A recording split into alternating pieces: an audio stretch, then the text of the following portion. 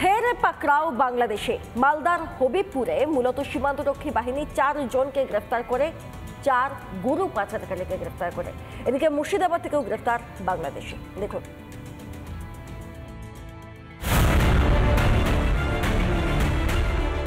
ফের এপার বাংলা থেকে গ্রেফতার বাংলাদেশি।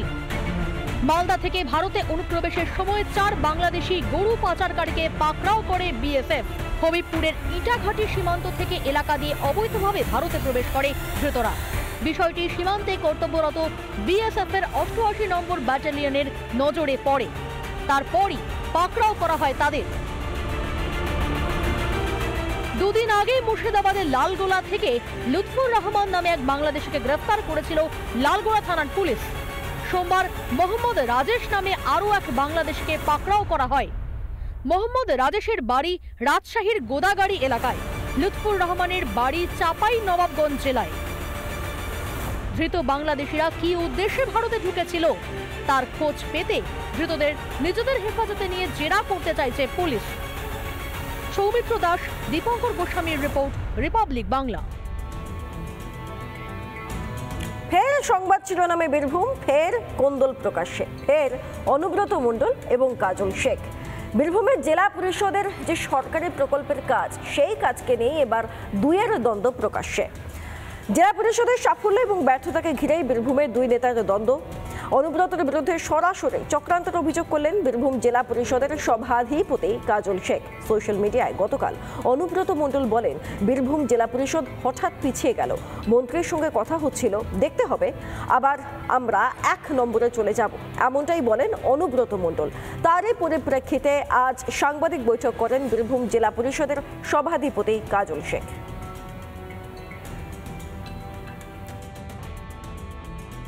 বীরভূম জেলায় 11টা সিট 11টাই জিতবে। হ্যাঁ, মন্ত্রীর সঙ্গে আলোচনা হচ্ছিল যে জেলা পরিষদটা হঠাৎ পিছিয়ে গেল, আমরা তো 4বার রাষ্ট্রপতি পুরস্কার পেয়েছিলাম। ওই কথাই বসে বসে বলছিলাম যে জেলা পরিষদটা আবার নতুন করে দেখতে হবে, যাতে আবার 1 নম্বরে থাকি। সেই চেষ্টা আমরা করে নেব। নেক্সট আমরা 8 বছরে আমরা 1-এ চলে যাব। আগে তো পুরস্কার পেয়েছিলেন, 4বার পুরস্কার পেয়েছিলাম, রাষ্ট্রপতি পুরস্কার পেয়েছিলাম কেন্দ্রে। জানি না কি জন্য পিছিয়ে গেল।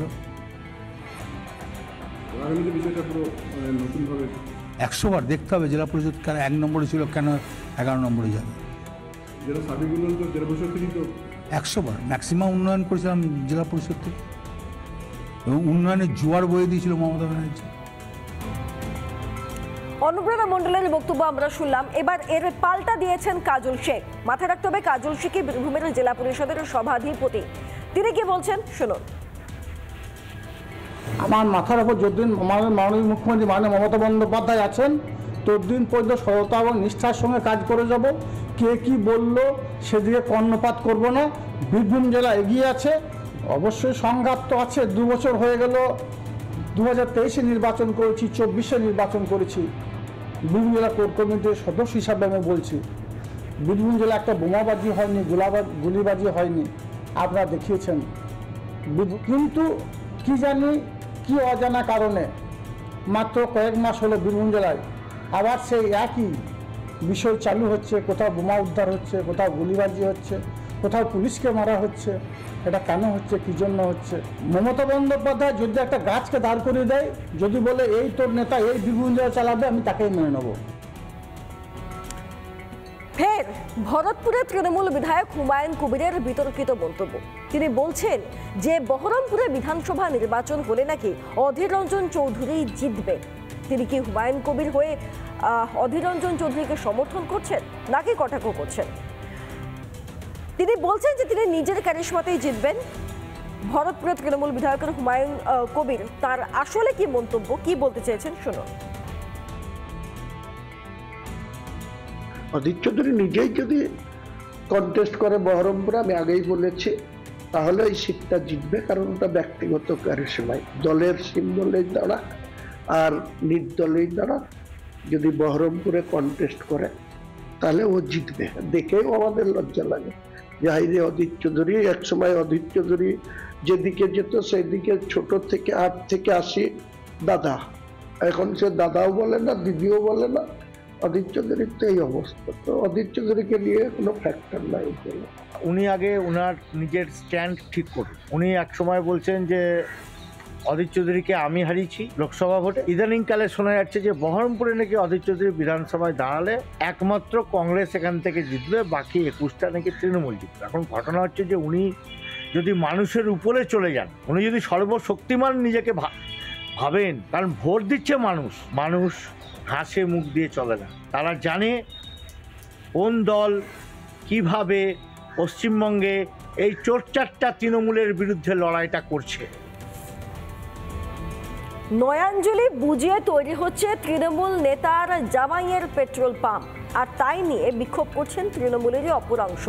বন্যা কবলিত এলাকা খানাকুল, সেখানে যদি এইভাবে নয়াঞ্জলিকে বন্ধ করে দেওয়া হয় তাহলে কৃষকরা সমস্যায় পড়বেন পরবর্তী সময়।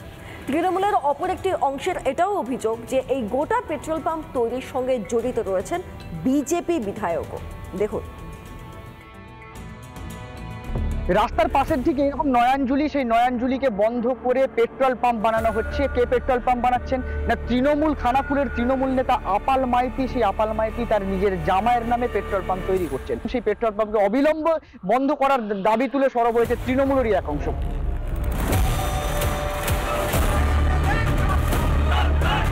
খানাকুল আরামবাগ প্রধান সড়কের পাশে নন্দনপুর এলাকায় নির্মীয়মান পেট্রোল পাম্পের বিরুদ্ধে আন্দোলনে নামে তৃণমূলেরই একাংশ।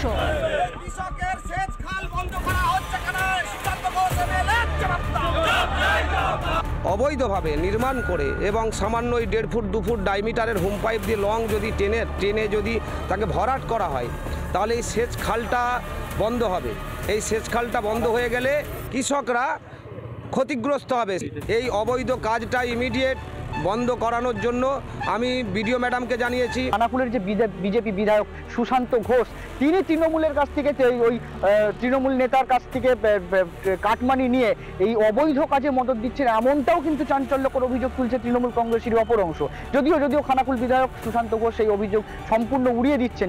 তৃণমূল তো অভিযোগ করছে আপনি টাকা নিয়েছেন, টাকা নিয়ে এগুলো করাচ্ছেন।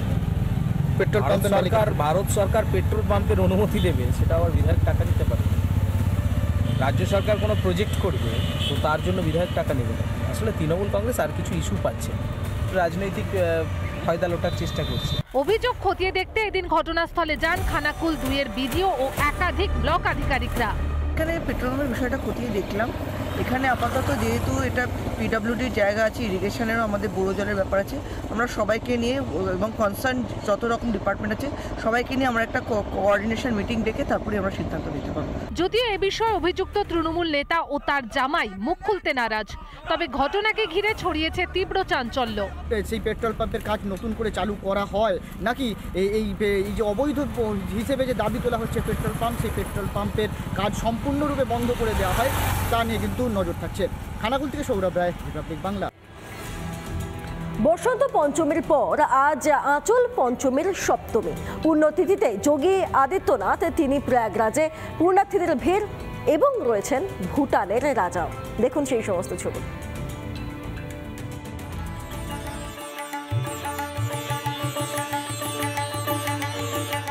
আজ আঁচল সপ্তমী, মহাকুম্ভে যান মুখ্যমন্ত্রী যোগী আদিত্যনাথ।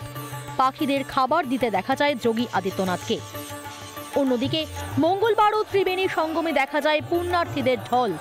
রিপাবলিক বাংলার প্রতিনিধিও সকাল সকাল অটোতে করে পুণ্যার্থীদের সঙ্গে রওনা দেয় সঙ্গমের দিকে। একটা টেম্পু পেয়েছি, অর্থাৎ অটো পেয়েছি, অটো করে যাচ্ছি সঙ্গম স্থলে। সেখান থেকে আমরা রিপাবলিক বাংলা তুলে ধরবো কিভাবে মানুষ পুণ্য স্নান করছেন। হাজার হাজার মানুষ সঙ্গমে ডুব দিচ্ছেন পুণ্য লাভের আশায়। কেউ প্রথমবার, আবার কেউ 2 দিন 3 দিন ধরে গঙ্গা স্নান করছেন। সঙ্গম তীরে রয়েছি, যেখানে পুণ্যার্থীরা তারা তাদের পুণ্য স্নান করছে। আমরা প্রচুর মানুষ পশ্চিমবঙ্গ থেকে এসছেন যারা ইতিমধ্যে পুণ্য স্নান সারছেন।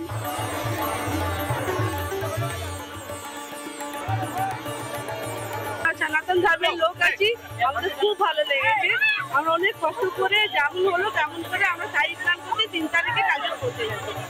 আমরা কলকাতা থেকে এসেছি, অ্যারেঞ্জমেন্টটা খুবই ভালো, খুবই সহজে আমরা সবকিছু পেয়েছি। উত্তরপ্রদেশ সরকারের আয়োজন, সুযোগ সুবিধায় সন্তুষ্ট সকলেই। আমরা এসেছি মায়াপুর থেকে, নবদ্বীপ, মায়াপুর, কলকাতা। আপনারা চলে আসবেন।